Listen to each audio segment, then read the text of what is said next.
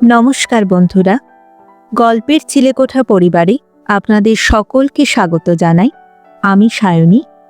আজ আমাদের নিবেদন বিখ্যাত সাহিত্যিক শ্রী প্রচেত গুপ্ত রচিত গল্প পাশে আছি।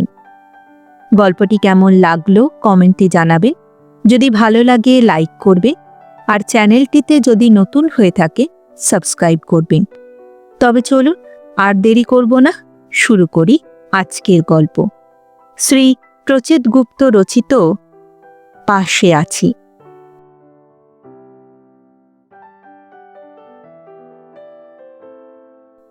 ঘুরতে ফিরতে চোখের সামনে মেয়েটার মুখ ভেসে উঠছে। এই মুখ মালিনী কখনো দেখেনি, দেখার সম্ভাবনাও নেই। তবু মনে হচ্ছে কতদিনের চেনা। অক্সিজেন মাস্ক, স্যালাইন, রক্তের নল, উফ কি ভয়ঙ্কর। গত 7 দিন ধরে মালিনীর মন অস্থির। কোনো কাজ ঠিকমতো করতে পারছে না, না ঘরের কাজ, না কলেজে ঠিকমতো পড়াতে পারছে। সেদিন ঝিল্লিকে নিয়ে শপিংয়ে গেছিল, ঝিল্লির ড্রেস কিনতে। মেয়েটার কলেজে 3 দিন ধরে ফেস্টিভ্যাল না কার্নিভাল। বায়না ধরেছে এক দিন এক একটা নতুন পড়বে। বায়না করলে কি হবে, খুঁতখুঁতে ঝিল্লির কিছুই মনে ধরে না। অনেক ঘোরাঘুরির পর কটা জামা বাছা হলো। মালিনী নিজের জন্য একটা হাউস কোট কিনল। নেবার পরিকল্পনা ছিল না, হঠাৎ চোখে পড়ে গেল। অন্যরকম দেখতে, জাপানি কিমোনো ধরনের, কনুইয়ের কাছটা খোলা। ঝিল্লি বলল, মামি নিয়ে নাও, প্রফেসর মানুষ, কি সারাক্ষণ ধরে ম্যাক্সি পরে থাকো, বিশ্রী লাগে। এই পর্যন্ত সব ঠিকই ছিল। গোলমাল হলো পেমেন্ট দিতে গিয়ে। কার্ডের পিন নম্বর কিছুতেই মনে করতে পারল না মালিনী। মেশিনে যতবার এন্ট্রি করল ততবারই ভুল। সঙ্গে নগদ টাকাও তেমন কিছু বিশেষ ছিল না। যেটুকু ছিল তাতে পুরো দাম হলো না, ব্যাগ ঝেড়ে ঝুড়েও হলো না। কাউন্টারে সুন্দর ছেলেটা আরো সুন্দর করে বলল, নো প্রবলেম ম্যাম, রিল্যাক্স, আপনার প্যাকেট আলাদা করে রাখছি। আশা করছি কিছুক্ষণের মধ্যে আপনার নম্বর মনে পড়ে যাবে। ঝিল্লি দাঁতে দাঁত ঘষে বলল, উফ মামি, তুমি এবার সেন্সে ফেরো, be cool, it's too much. সবাই ফিল করেছে, কিন্তু তোমার মতো কেউ করছে না। আরও আছে, সোমবার কলেজে যাওয়ার আগে পুডিং করে ফ্রিজে রেখে দিয়েছিল মালিনী। ডিনারে কৌশিকের ডেজার্ট লাগে। পরিমাণে বেশি নয়, অল্প হলেই চলে, কিন্তু লাগবে। কৌশিক বলে শেষ পাতে মিষ্টি খাবারেই নেশা সে তার ঠাকুমার কাছ থেকে পেয়েছে।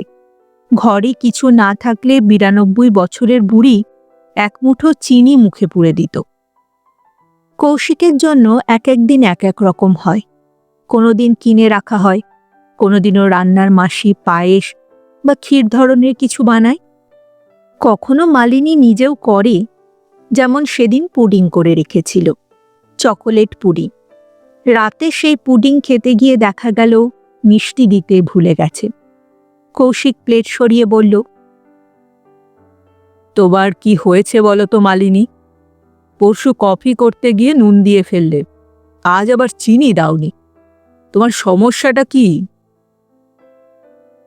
মালিনী ডায়েট করছে। কয়েক বছর হলো মোটার দিকে ধাত হয়ে যাচ্ছে তার। রাতে রুটি খায়, আগে 2টো খেত, এখন কমিয়ে 1টা করেছি। কোনোদিনও কলেজে কলিগরা কেউ যদি বলে ফেলে, মালিনী দি ভারী হয়ে যাচ্ছ, ব্যাস হয়ে গেল। সেদিন কোনো না কোনো ছুতোনাতায় তার ডিনার বাদ। বাপ মেয়ে দুজনেই ঘটনাটা জেনে গেছে। ঝিল্লি হেসে বলে, পেট ভর্তি অ্যাসিড, মাথা ঘুরছে, বানিয়ে বানিয়ে এসব কি বলছো মা? আমরা সব বুঝতে পারছি। নিশ্চয়ই কলেজে আবার কেউ তোমাকে মোটা বলেছে, বলো বলেনি? মালিনী লজ্জা পায়, বলে, না রে, বিশ্বাস কর, আজ আমি খুব খেয়েছি। নবনীতা, চৈতালিদি, ঐন্দ্রিলার টিফিন শেয়ার করলাম, চৈতালিদি মাঝে মধ্যে বাড়ি থেকে এমন সব রান্না আনে যে আমি লোভ সামলাতে পারি না। টিচার্স রুমে কাড়াকাড়ি পড়ে যায়। শুনবি আজ কি হয়েছিল? কৌশিক মুখ টিপে হেসে বলে, ঠিক আছে, বিশ্বাস করলাম। তোমাকে খাবারের নাম আর বলতে হবে না। রুটির আধখানা নাড়াচাড়া করে সরিয়ে রাখল মালিনী। মাথা নামিয়ে ভারী গলায় বলল, আমার ভালো লাগছে না। কৌশিক শান্ত ভঙ্গিতে বলল, ভালো তো আমাদেরও কারো লাগছে না মালিনী। এই ঘটনায় দেশশুদ্ধ লোকে আপসেট। তা বলে নিজেদের কাজগুলো তো ঠিকভাবে করতে হবে।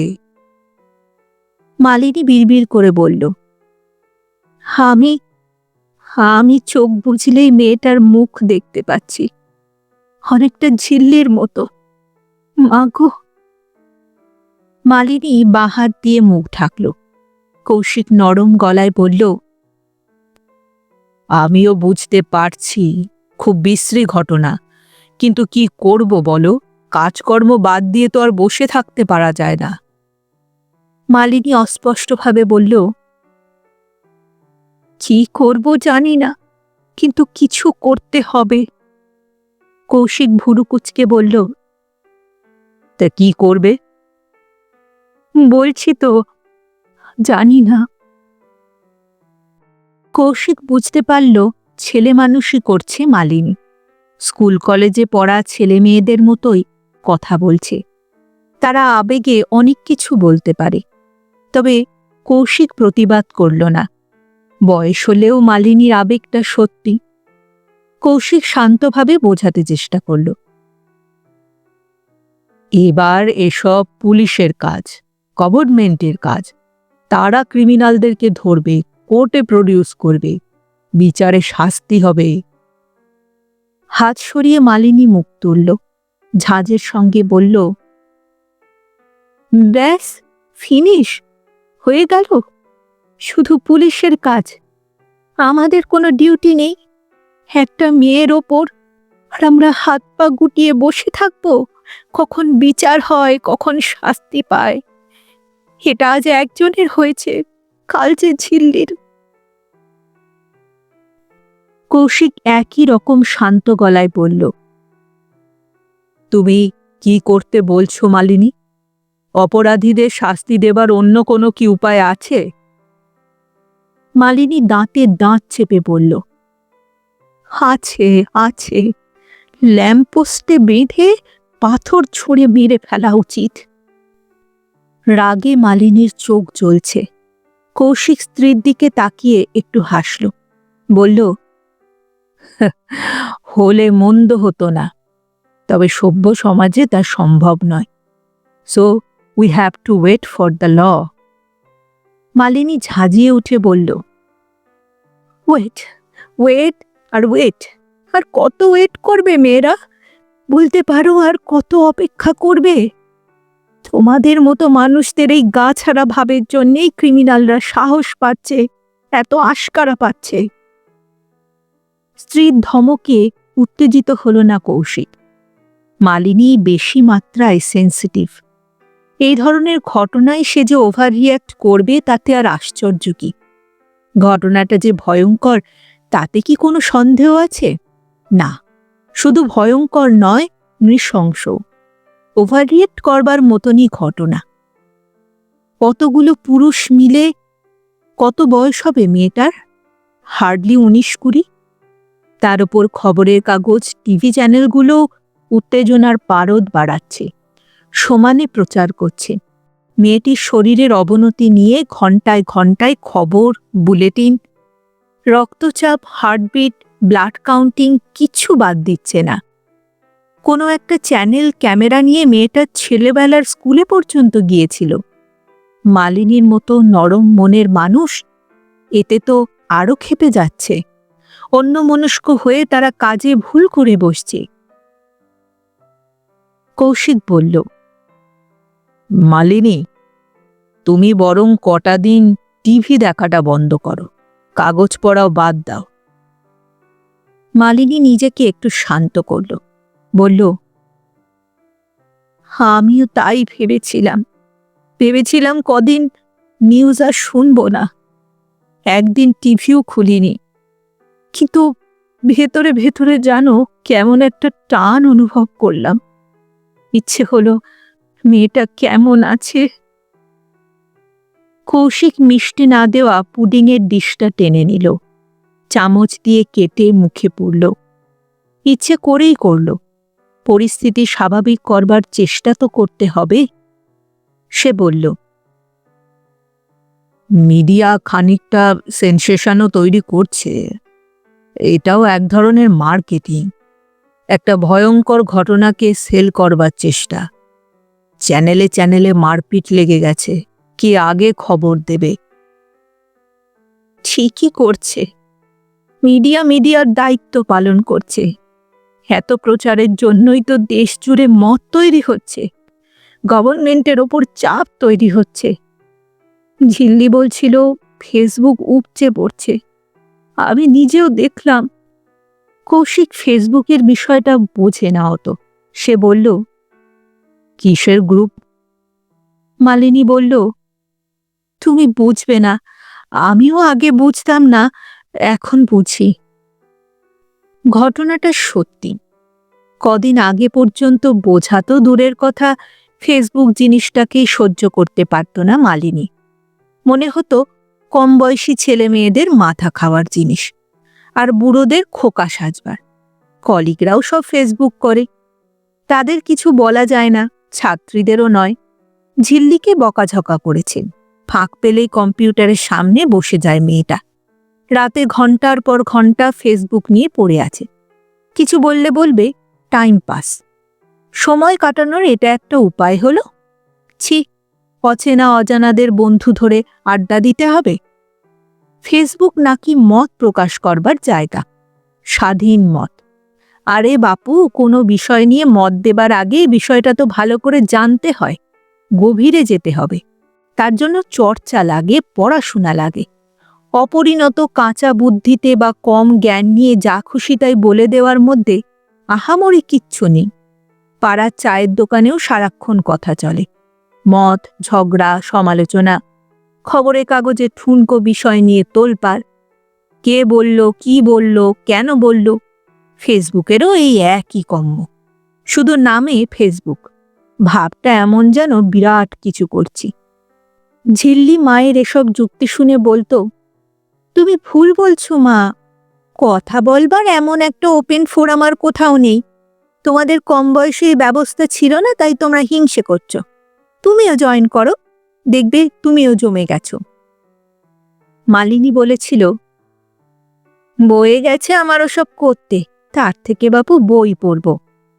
ঝিল্লি বলল, বই পড়া মানুষরাও ফেসবুকে থাকে মা, বই নিয়ে আমাদের মধ্যে কত আলোচনা হয় জানো। মালিনী বলেছিল, রাখ তো, সব ওপর জ্ঞান আর বয়স বলছো। কত লোক নাম আর বয়স ভারিয়ে ফেসবুকে ঢোকে, তা ঠিক আছে? বেশিরভাগেরই ব্যাড ইন্টেনশন। বেশিরভাগ বলো না মা, ফেসবুক ফ্রেন্ডে বেশিরভাগই ভালো। আসলে ব্যাডদের সংখ্যা হাতে গোনা, কিন্তু তাদের কথা নিয়ে বেশি ভয় পাও তোমরা। মালিনী মেয়ের ফেসবুক নিয়ে অন্য কারণেও চিন্তিত ছিল। এসব থেকে অনেক বিপদ হতে পারে। অচেনা মানুষকে বন্ধু বলে জড়িয়ে ধরবার হ্যাপা আছে। হিস্ট্রি টিচার মঞ্জরি তো বিচ্ছিরি সমস্যায় পড়েছে। ওর ছেলে কোন মেয়েকে নিয়ে ফেসবুকে গোলমাল পাকিয়েছে, একটা ইন্টিমেট ফটো পোস্ট করেছে।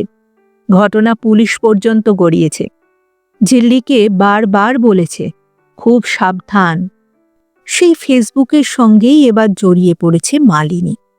ঘটনাটার পর ঝিল্লি অ্যাকাউন্ট খুলে দিয়েছে। একদিনের মধ্যেই মালিনী মুগ্ধ, বিস্মিত। যাদের এত অপছন্দ, তাদের এত জোর, এত রাগ। মেয়েটার জন্য এত মমতা, না দেখলে বিশ্বাস হতো না। ফেসবুকে মানুষের প্রতিবাদ ফেটে পড়েছে, ছেলে মেয়ে নির্বিশেষে সকলে। শুধু প্রতিবাদ নয়, জোট বেঁধেছে। কত সব গ্রুপ, কত কমিউনিটি। কেউ গান বেঁধেছে, কেউ ছবি। একটা কমিউনিটি তো শুধু শপথের জন্য। সবাই নিজের মতো লিখে লিখে ওয়ালে পোস্ট করছে।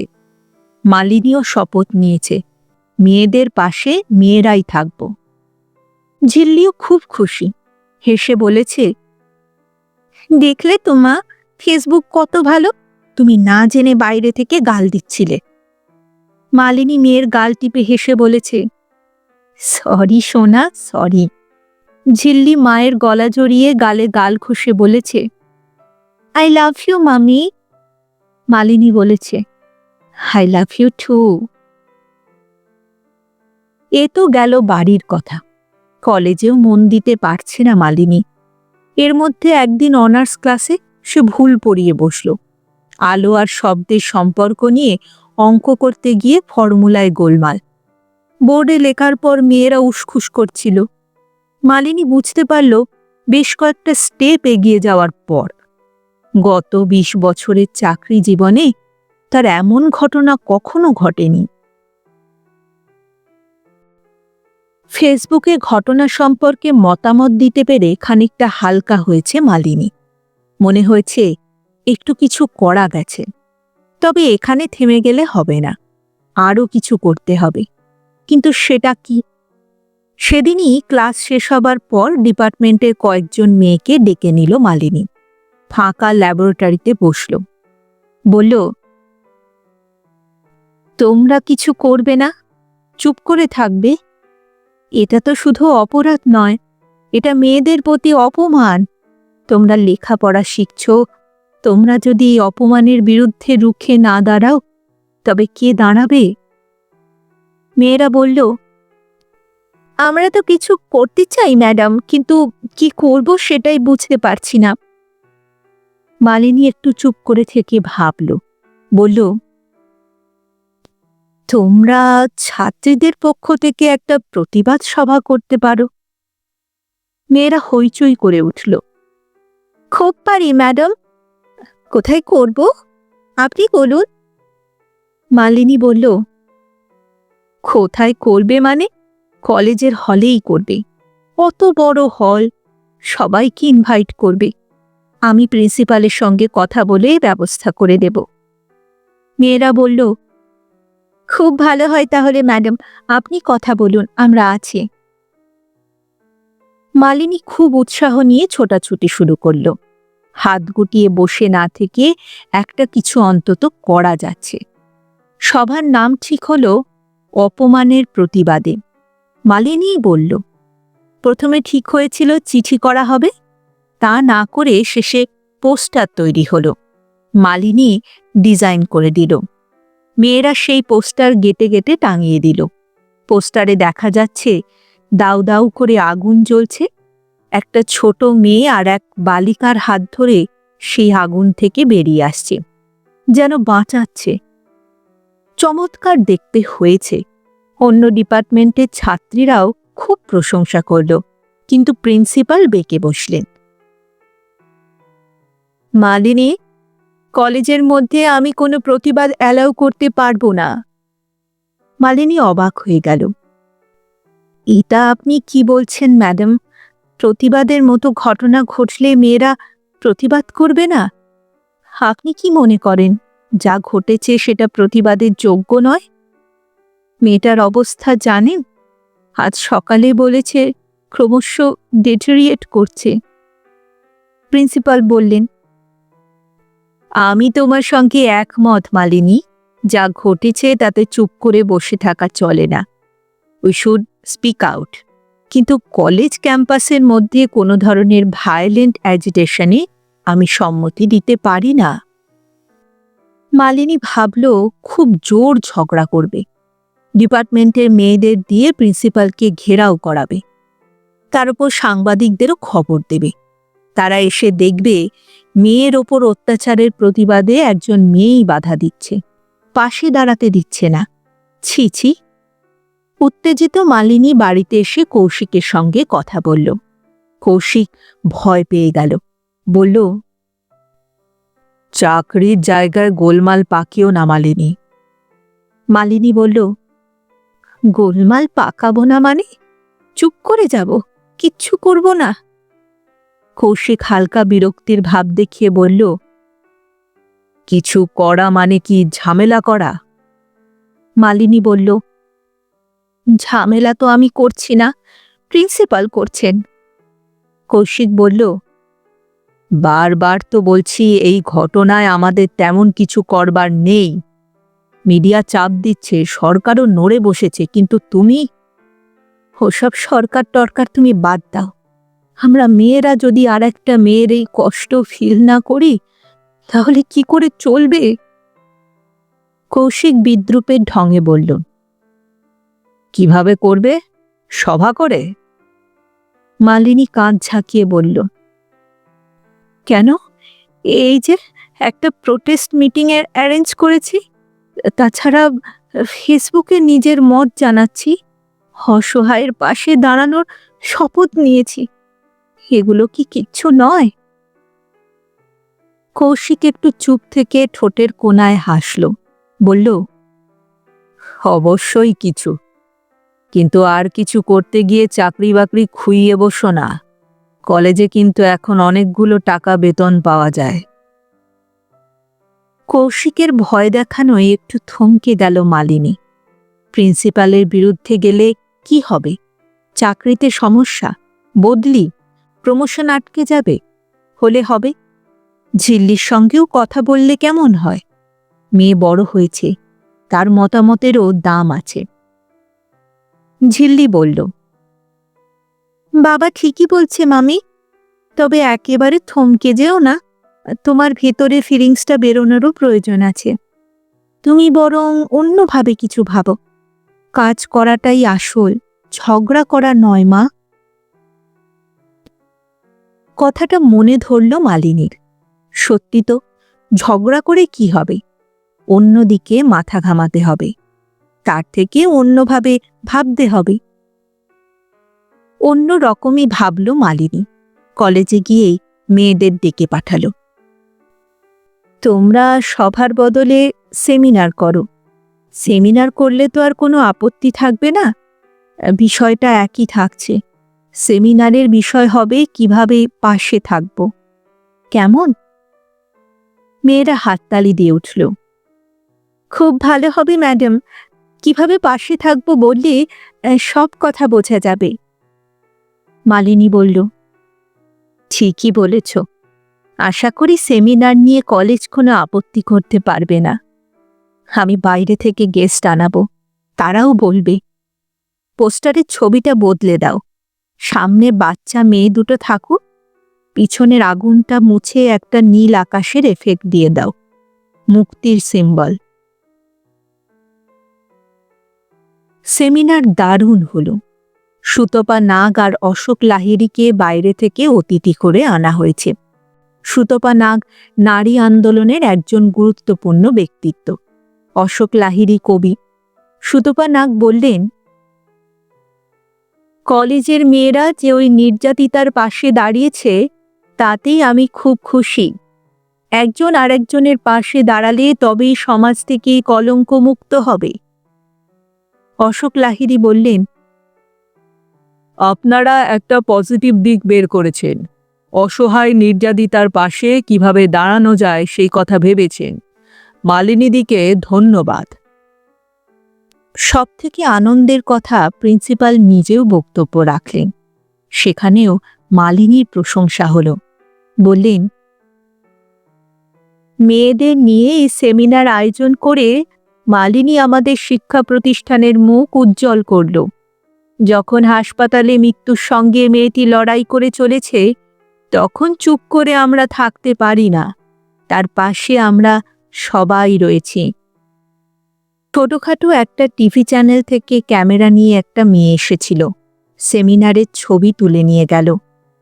মন অনেকটা ভালো হয়ে গেল মালিনীর। ফেসবুকে শপথ নিয়ে যে স্বস্তিটুকু পেয়েছিল, এই সেমিনারটা করে সেটা আরও বাড়ল। ভারী মন আরও খানিকটা হালকা লাগছে। ঘটনার পর থেকেই কিছু করবার একটা অদম্য ইচ্ছে বুকের উপর পাথরের মতো চেপে বসেছিল। টেবিলে ছড়িয়ে থাকা বইগুলো গুছিয়ে নিল মালিনী। বইগুলো এবার ডেস্কে পুরে রাখবে। টিচার্স রুমে তার ডেস্কে সবসময় গাদাখানেক বই থাকে। রোজ কলেজে এসে বইগুলো বের করে টেবিলে ছড়িয়ে রাখবে। ক্লাস নেবার ফাঁক করে এসে উল্টে পাল্টে পড়বে ইচ্ছে মতো। সবকটা যে একসঙ্গে পড়ে এমনটা নয়, কিন্তু সামনে একসঙ্গে অনেকগুলো বই না থাকলে মালিনীর চলে না। তাও আবার নানা রকম বিষয় হতে হবে। আজই যেমন ছিল নির্বাচিত রবীন্দ্র কবিতা পাঠ, স্বর্ণকুমারী দেবীর উপন্যাস সংগ্রহ ৩য় খণ্ড।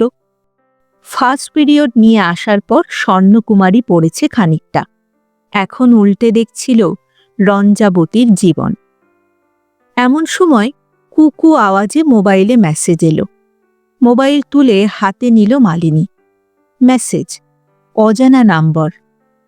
মেয়েটির অবস্থা খুব খারাপ, সন্ধেবেলা মিছিল। শরীর কেঁপে উঠল মালিনীর। মেয়েটার অবস্থা খারাপ? ইস! বইয়ের পাতা বন্ধ করে ঘড়ি দেখল মালিনী। ক্লাসের সময় হয়ে গেছে। ৪৫ মিনিটের ক্লাস যে কিভাবে মালিনী নিল সে নিজেই জানে না। বোধহয় অভ্যাসে পেরেছে। তাছাড়া ছাত্রীও কম ছিল। ক্লাস নিতে নিতে তার বারবার মনে হচ্ছিল, মেয়েটাকে বাঁচানোর জন্য কিছু কি করা যায়, কিছু কি করা যায়। ক্লাস শেষ করে বাইরে এসে ব্যাগ থেকে দ্রুত হাতে মোবাইল বার করল মালিনী। 4টে মিসড কল, 4টেই কৌশিকের। মালিনী চাপা গলায় বলল, কি হয়েছে? ওপাশে কৌশিক বলল, ফোন ধরছ না কেন? মালিনী বিরক্ত গলায় বলল, ক্লাস নিচ্ছিলাম। কৌশিক গলা খাকারি দিয়ে বলল, ও, আর আমি ভাবছিলাম শুনতে পাচ্ছ না, তাই বারবার করছিলাম। মোবাইল ফোন সাইলেন্ট রাখবার এটা একটা সমস্যা। যে ফোন করে সে ভাবে শুনতে পাচ্ছে না, নয়তো ভাবে ইচ্ছে করে ধরছে না। মালিনী বলল, কি হয়েছে তাড়াতাড়ি বলো। কৌশিক বলল, তুমি কখন বাড়িতে আসছো তাই। মালিনী একটু ভেবে বলল, আমার দেরি হবে, আমি একটা প্রোগ্রামে যাচ্ছি। কৌশিক বলল, প্রোগ্রাম? আবার কি প্রোগ্রাম? এই তো সেমিনার টেমিনার কি সব করলে? মালিনী বিরক্ত গলায় বলল, আরও হবে। মেয়েটার অবস্থা খুব খারাপ, শি ইজ সিঙ্কিং। বাঁচবে কিনা সন্দেহ। একটা মিছিল হবে, আমি যাব। কৌশিক চমকালো, বলল, মোমবাতি মিছিল? মালিনী বলল, মোমবাতি কিনা শিওর নই, মশালও হতে পারে। আমি জানি না, সন্ধেবেলা অ্যারেঞ্জ করা হয়েছে এবং আমি যাচ্ছি, শুধু এইটুকুই জানি। তাই আমার ফিরতে রাত হবে, পুরোটা হাঁটব। কৌশিক অন্যমনস্ক হয়ে বলল, হ্যাঁ হ্যাঁ, মনে পড়েছে। অফিস থেকে বেরোনোর আগে টিভিতে শুনেছিলাম, যেন নিউজে বলছিল আজ শহরে মিছিল হচ্ছে। পুলিশের কাছে খবর আছে মিছিল থেকে বড় ধরনের গোলমাল হতে পারে। অনেক ফোর্স নামানো হচ্ছে। তুমি কি সেটাই যাচ্ছ মালিনী? কৌশিকের গলায় উদ্বেগ। পুলিশের কথা শুনে মালিনী খুশি হল, বলল, জানি না, গোলমাল হলে হবে। এরকম একটা বীভৎস ঘটনার পর গোলমাল হওয়াটা আশ্চর্যের নয়, হওয়াটাই উচিত। মানুষ অনেকক্ষণ রাগ জমিয়ে রেখেছে। Enough is enough. কৌশিক টেলিফোনের ওপাশে একটু চুপ করে থেকে বলল, আজ না গেলে হয় না মালিনী? মালিনী করিডোরেই হাঁটা বন্ধ করে দিয়ে দাঁড়িয়ে পড়ল। চাপা অথচ উত্তেজিত গলায় বলল, কেন? তুমি ভাবছ আমি গোলমালের ভয় করছি? রাস্তাটা কলেজ নয় যে কারো চোখ রাঙানি দেখতে হবে। মেয়েটির পাশে আমি থাকবই থাকব, তার কষ্ট শেয়ার করব। প্রিন্সিপাল, পুলিশ, তুমি, কেউ আমায় আটকাতে পারবে না। কৌশিক এবার বিরক্ত গলায় বলল, থাকো না, কে বারণ করেছে তোমায়? যত খুশি মেয়েটার পাশে থাকো, আমি এসব কিছুই বলতে চাই না। কিন্তু তুমি অকারণে এক্সাইটেড হচ্ছ মালিনী। তুমি একজন ম্যাচিওর শিক্ষিত মানুষ, নিজের ভালো মন্দ অবশ্যই বুঝতে পারবে। আমি সম্পূর্ণ অন্য কারণে যেতে বারণ করছিলাম। একদল ছাত্রী পাশ দিয়ে যাওয়ার সময় মালিনীকে আর চোখে দেখতে দেখতে গেল। ওরা কি ম্যাডামের উত্তেজনা বুঝতে পারল? মালিনী নিজেকে সামলালো দ্রুত। কি কারণ? কৌশিক নিচু গলায় বলল, আজ সন্ধেবেলা মণি কাকারা বাড়িতে আসবে, ফোন করেছিল। মালিনী চাপা গলায় বলল, মণি কাকা? সে কে? কৌশিক বলল, তুমি মনে করতে পারবে না, ওই একবারই দেখেছিলে। আমাদের বিয়ের সময় দেশের বাড়িতে থাকে। বাবার নিজের ভাই নয়, এক গ্রামে থাকে, বাবার থেকে অনেকটা ছোট। আমরা কাকা ডাকি। অনেকদিন যোগাযোগ নেই, কোথা থেকে যেন অফিসের নাম্বার জোগাড় করেছে। মালিনী নাক মুখ সিঁটিয়ে বলল, তাড়াতাড়ি বলো, সেই কাকা কি চায়? টাকা? দেশের লোক হুট বলতে উদয় হওয়ার এই একটাই তো অর্থ, টাকা চাই। আমি কি করব? কৌশিক একটু থমকে গেল, আমতা আমতা করে বলল, বললাম তো আজ সন্ধেবেলা আমাদের বাড়িতে আসবে, তোমার সঙ্গে কথা বলতে চায়। বাড়িতে? কেন? আমার সঙ্গে কিসের কথা? তোমার ওই দেশপ্রেম আমি অ্যালাউ করব না কৌশিক। যদি মনে করো টাকা দেবে, দিয়ে দাও, আমাকে জড়াবে না। তবে টাকা পয়সা দেওয়ার আগে ভেবো জলে ফেলে দেওয়ার মতো টাকা আমাদের আছে কিনা। কৌশিক গলা খাঁকারি দিয়ে বলল, আরে না না, টাকা পয়সা নয়, আসলে মণি কাকার ছোট মেয়েটা অসুস্থ, মাথার অসুখ, জন্ম থেকেই গোলমাল। মণি কাকার বেশি বয়সের মেয়ে, 18-19 বছর বোধহয় হবে। অসুখটা মাস 3 হলো বেড়েছে, দুবার বিষও খেতে গিয়েছিল। মালিনী অবাক গলায় বলল, 18 বছরের একটা মেয়ে বিষ খায় তো কি? আমি কি করব? আমি তো সাইকিয়াট্রিস্ট নই, ফিজিক্সের প্রফেসর। তোমার কাকা আমার সঙ্গে কথা বলতে চাইছে কেন? সেও কি উন্মাদ? কৌশিক এবার সরাসরি কথা এলো, মালিনী, মণি কাকা চাইছে মেয়েটাকে কলকাতায় এনে চিকিৎসা করাতে, কটা মাস আমাদের বাড়িতে রাখতে চায়। ওই বয়সের মেয়েকে তো অন্য কোথাও রাখা, মাথা খারাপ ইয়ং মেয়ে, লোকজন তো সুবিধের নয়, বোঝই তো। মণি কাকার টাকা পয়সাও তেমন নেই। তেমন কেন, একেবারেই নেই। মালিনী মুহূর্তখানেক সময় নিল, করিডোর দিয়ে হেঁটে চলে এলো সিঁড়ির কোণায়। মোবাইল ফোনটাকে মুখের কাছে চেপে ধরে হিসিয়ে উঠল, ইম্পসিবল, অসম্ভব, কখনো নয়। মাথা কি তোমার খারাপ হয়েছে কৌশিক? আমাদের বাড়িটা কি পাগলাগারদ? ওই মেয়ে যেন বাড়ির ত্রিসীমানায় না আসে। এরকম একটা প্রস্তাব দেওয়ার সাহস কোথা থেকে পেল ওরা? How dare! নিশ্চয় তুমি প্রশ্রয় দিয়েছ। কি ভেবেছ? হ্যাঁ, ওই পাগল মেয়েকে আমি বাড়িতে রেখে পাহারা দেব? একটা গাইয়ার কথায় তুমি নাচলে কোন বুদ্ধিতে? কৌশিক বলল, মালিনী প্লিজ, আমি কথা দিয়েছি, অন্তত একটা দিন, আজ রাতটা। রাতে পাগল মেয়েকে নিয়ে কোথায় যাবে বলো তো? মালিনী আর নিজেকে সামলাতে পারল না, গলা তুলে ফেলল, যাহার নামে যাক, নো, নেভার, একদিনের জন্যেও নয়। বাড়িতে ঝিল্লি নেই, তার লেখাপড়া নেই, তার কেরিয়ার নেই, আজ বাদে কাল তার পরীক্ষা, সে একটা পাগলির সঙ্গে রাত কাটাবে। কৌশিক বলল, মালিনী, মণি কাকাকে আমি তাহলে কি বলবো? যা খুশি বলো, আমি জানি না, আমি জানতেও চাই না। ফোন বন্ধ করে হাঁপাতে লাগলো মালিনী।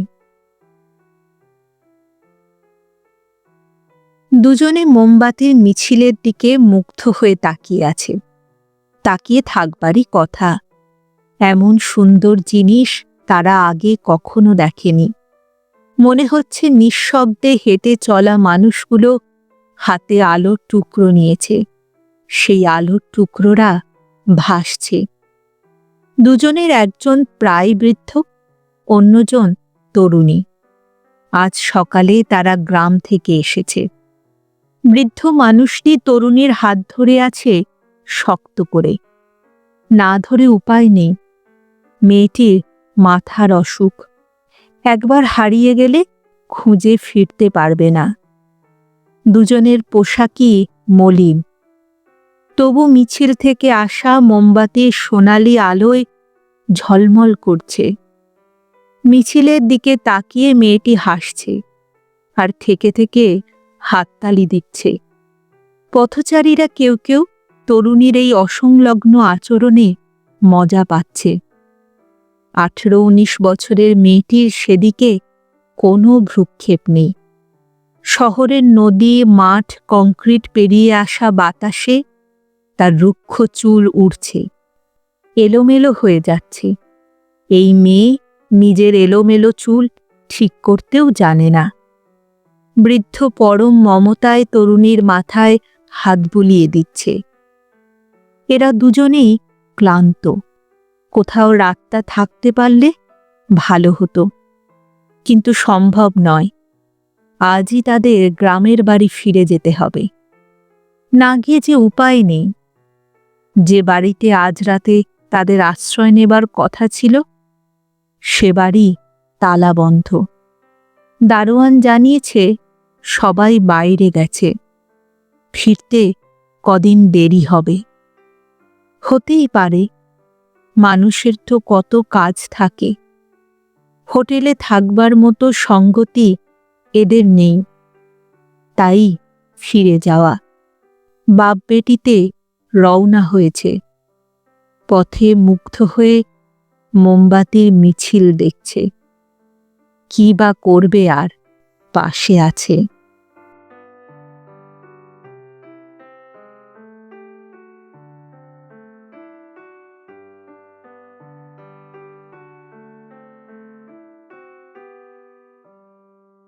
শুনছিলেন আজকের গল্প শ্রী প্রচিত গুপ্ত রচিত পাশে আছি। ফিরে আসছি আরেকটি নতুন গল্পের সঙ্গে কিছুদিনের মধ্যে। ততদিন ভালো থাকবেন, সুস্থ থাকবেন এবং গল্পে থাকবেন। আর আমার গল্প পাঠ ও উপস্থাপনা যদি ভালো লাগে তাহলে লাইক আর কমেন্ট করতে ভুলবেন না। আর যদি চ্যানেলটিতে নতুন হয়ে থাকে সাবস্ক্রাইব করবেন। এতে আমার উৎসাহ ও আত্মবিশ্বাস দুই বাড়ে। তাহলে আজ এখানেই বিদায় নিচ্ছি। আবার দেখা হচ্ছে। নমস্কার।